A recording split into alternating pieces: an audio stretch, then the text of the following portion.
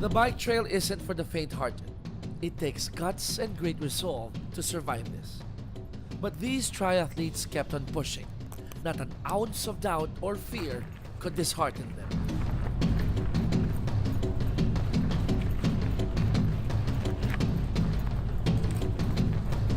August Benedicto, as expected, struggled in his first crack at XTERRA. But he didn't back down from the challenge even though he found out that cycling and mountain biking are worlds apart. Malaking difference talaga eh. So kailangan mo talagang tutunin din yung handling. Sa road, nakukuha ko naman yung handling eh. Pero pagdating sa mountain, talagang kakaiba eh.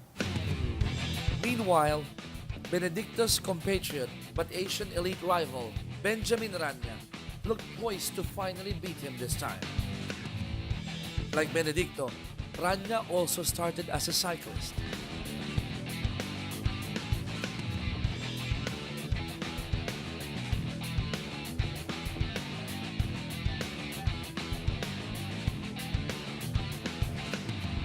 Vice and Vasle have maintained their pace in the lead. Ben Allen fell out of the top three as the race went down the final stretch. One tough luck after another slowed him down once again, just like the previous year. This was far from what he imagined before the competition. Ben returned to the Philippines in high spirits. He was hoping for a podium finish alongside his wife, the former Jackie Slack. Originally, we met in Italy, Sardinia, racing XTERRA Italy Championships. From there, we rekindled a love that has now brought us here in the Philippines. Recently, we've both been wed 5 weeks ago, so it's fresh. And this is ultimately where we sort of started our love and passion for the sport of XTERRA. Yeah, actually, it was my mum that spotted Ben first when we were in Italy. Ben joined the group of British athletes and we got talking to him over there, and later that year Ben and I met at a few other races on the circuit of XTERRA and French Grand Prix racing, and yeah, I think September we finally got together and Ben asked me to be his girlfriend. Their passion for the sport became their connection. Their genuine love for each other was very evident in this race.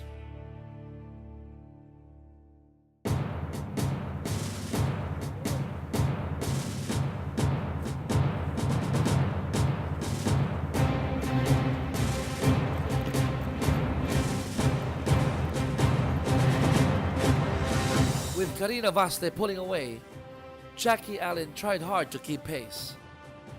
But just like what Ben has reminded us, Mother Nature is a beast. Jackie failed to adapt this time. The XTERRA Philippines Albay champion here in 2017, the first XTERRA Danao Cebu from South Africa, our champion, Bradley Vice!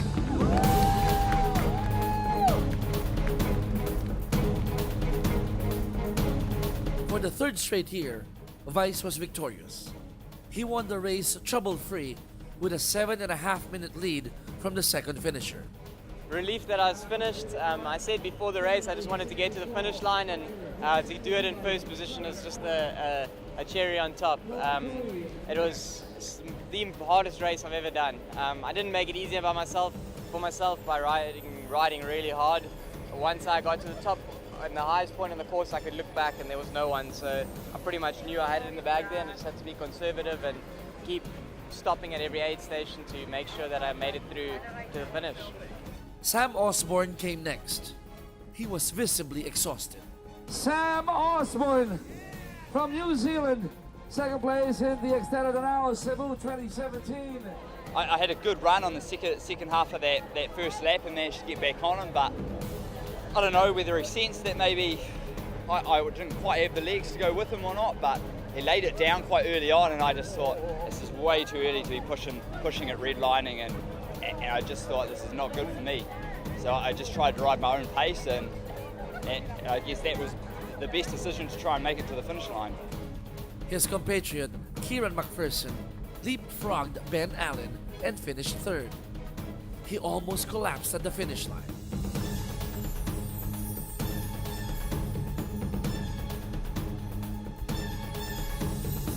With Jackie Allen failing to finish the race, Karina Vasle was the runaway winner in the women's side. Number 1, Karina Vasle, XTERRA Danao Cebu 2017 champion female pro category. Sunrise events and Princess her team, they put together just a perfect event. They took care about the pros so much. And also on the course was everything, so many aid stations, lots of volunteers, lots of children. Yeah, I think it was a really nice experience to race here again. Ben Allen came in fourth in the men's division. But towards the end of the race, his motivation to cross the finish line was no longer the podium finish. How's Jackie doing? We had to pick her up with an ambulance over the run. He was racing against time to attend as quickly as possible to his wife. The first thing I did when I crossed the line, I asked, how's Jackie going? How's Jackie going? And Sunrise informed me that she wasn't very well. She was had a bit of difficulty, but I know the Filipino doctors here are some of the best in the world, and she's in really good hands. And I've just come back from being with her. She's on an IV drip and she's getting hydrated. I think she was just a bit dehydrated, pushing too hard, because as athletes, we push ourselves and our body beyond our own limitations, and sometimes it works out, but then other times it doesn't. And it just goes to show her character, that she can push beyond her limitations, because not many people can do that. And for Jackie, it's just she's an amazing person, and I feel very lucky. Penny Slater was a distant second, finishing the race 19 minutes back from Vasle's time. Will Kelsey finished fifth in the men's side. The sight of Slater and Kelsey crossing the finish line was a source of inspiration. It was a proud moment for them. Their exhausted bodies belied the strength and heart that they have. Their courage to get back from the setback in their lives was truly remarkable. Joseph Miller finished a strong sixth after a slow start. The top six finish felt like a championship for the Cebuano, who proved that he can race side by side with the elite pros in the world. Kahit ako nga, grabe, para yung init, para kang sinasaksak sa likod. Si Oli nga, yung mga New Zealander, ganun-ganun lang kami, tibayan na lang talaga ng kon eh. Nagkaiwanan kami sa run. Yung isa, naglakad na itong New Zealand eh. Kaya hinabol ko siya, sa run na rin. Kaya ayun, happy na ako ngayon, kahit pang-anim ako, happy ako sa kon, kasi yung mga kon na yan, puro mga may title sila lahat sa kanilang mga respective na mga bansa. Meanwhile, Remigio, Hans, and Ridicelli topped the respective age groups. Kasi it was very, very hot, and the course was very, very challenging, very difficult. What was hard for me was the uphill. Sobrang hirap na uphill. There was one uphill sa bike, tinanggal ko talaga yung sapatos ko, tapos nakyat ko barefoot. Kasi ang sakit, nagpapaltos na ako. Tapos sa run, it was very hot also. I tried my best to run the whole time, but there was just a lot of parts where I had to walk. At last, Rania won the elusive Asian Elite crown. He finally beat Benedicto, who came in third. Ito na ang pinakamas mahirap sa lahat ng XTERRA nilaruan ko. Sa bike and run, super. Nung last 500 meters, naririnig ko na yung announcer. Sabi ko, malapit na to. Kaya binanatang ko na talaga eh. Hanggang finish lang. Sabi ko, akin na to. First time ko sa XTERRA. But for Benedicto, the podium position didn't matter to him. All he cared about was conquering his fears and finishing what he termed as the toughest race yet in his triathlon career. Ayos lang! Enjoy lang! At least survive ah! Huwag ka mo pare. Masayang masaya dahil talagang first time XTERRA ko, at saka 4 times ko lang ni-ride yung mountain bike sa buong karir ko. Noong una, akala ko madali lang eh. Pero pag nandun ka na pala, napakahirap. Pero kanina ang inisip ko lang, mapinis, na masabi ko na nakapag-XTERRA din ako.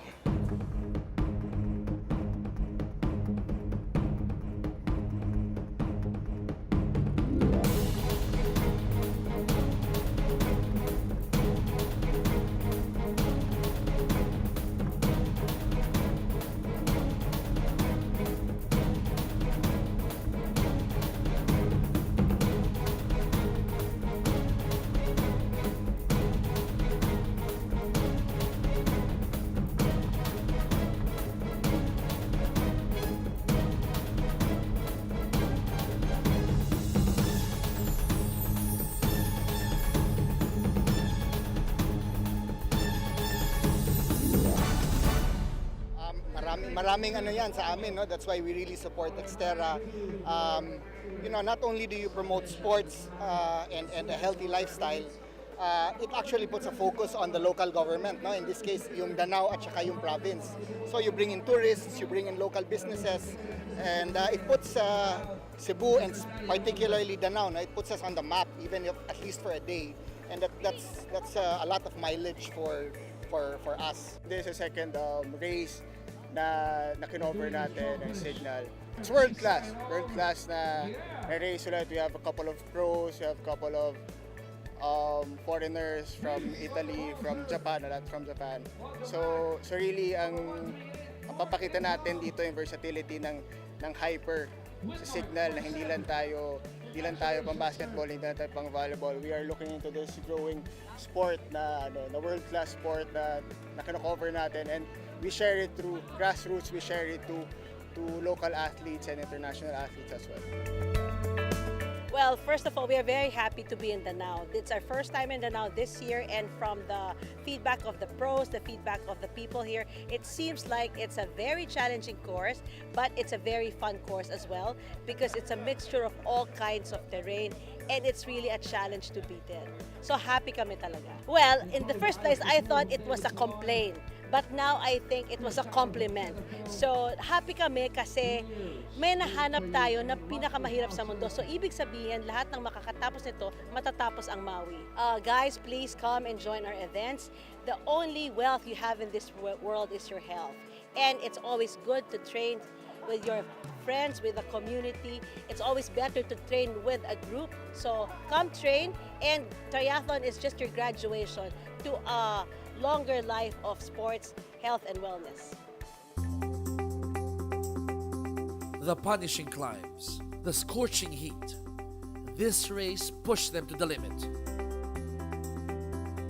And when they crossed that finish line, it was all worth it.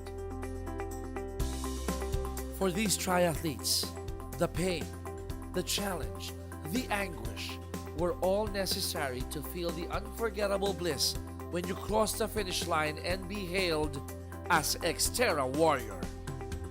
XTERRA Danao, sobrang hirap pero sobrang sarap. After over 8 hours in the race course, the final warrior has finally crossed the finish line. It was a grueling 51.5-kilometer race, the toughest XTERRA Philippines by far.